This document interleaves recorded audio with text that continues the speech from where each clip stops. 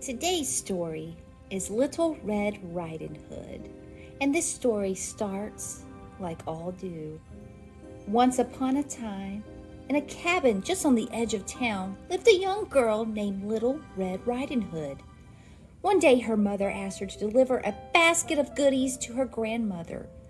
Little Red was excited. She grabbed her favorite red cloak and the basket of goodies. As she started on the path toward her grandmother's house, she could hear her mother's words. Stay on the path, do not talk to strangers, and do not dally. It wasn't long until Little Red grew bored of seeing the same old trees. She spotted a patch of beautiful purple flowers just off the path. Ignoring her mother's warning, she left the path and started picking flowers. They would make the perfect gift for her grandmother after all. Suddenly, she was approached by a wolf, and not just any wolf, a talking wolf. Little Red did not have a good feeling about this wolf, and she told him right away that she wasn't supposed to talk to strangers. The wolf calmly refrained. "It's okay. My name is Mr. Wolf, and we can be friends."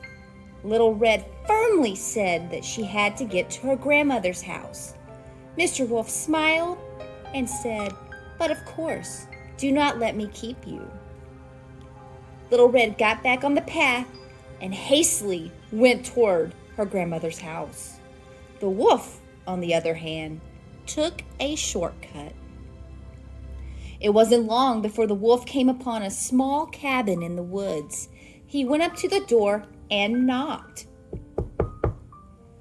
Granny was expecting Little Red, so she said, "Come in, dear." The wolf went inside the house and into Granny's room. Needless to say, Granny was shocked to see a wolf in her room. The wolf gobbled up Granny in one bite. Then he thought, now to get ready for Little Red. Meanwhile, back on the path, Little Red was just approaching her grandmother's house. She went to the door and gave it a good knock. From inside, she heard a scratchy voice say, "Come in, dear." Thinking her grandmother had a cold, she went inside the house and into her grandmother's room. Little Red thought her granny must be sick because she was curled up in the bed on such a beautiful day.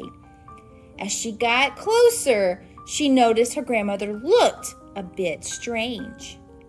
She said, "Oh, Granny, what big ears you have!"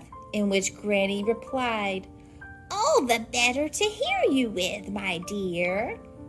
Little Red did not want to be rude, but she insisted.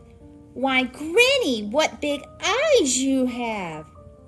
Granny huffed and said, "All the better to see you with, my dear." Next, Little Red was beginning to worry about her grandmother.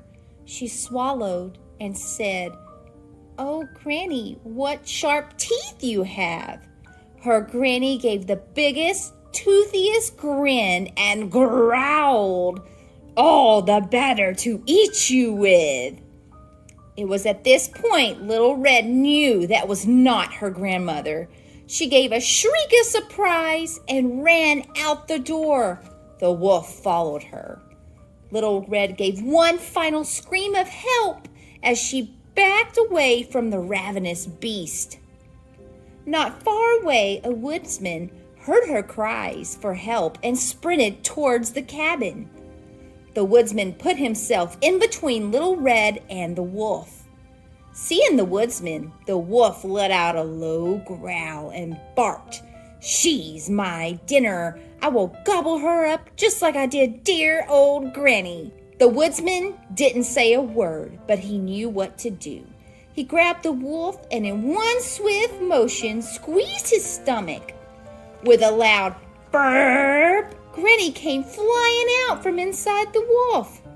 The woodsman bellowed a warning for the wolf. "You leave and never come back." The wolf was scared. He began to shake. With his tail between his legs, he ran as fast as he could into the forest and was never seen again. After the wolf was gone, everyone got a good laugh at the silly wolf. Granny and Little Red thanked the woodsman for saving them from the wolf. They celebrated by having a picnic and eating the surprise that was in Little Red's basket. And what a yummy surprise it was. After the picnic, the woodsman left, and Little Red and Granny lived happily ever after. The end.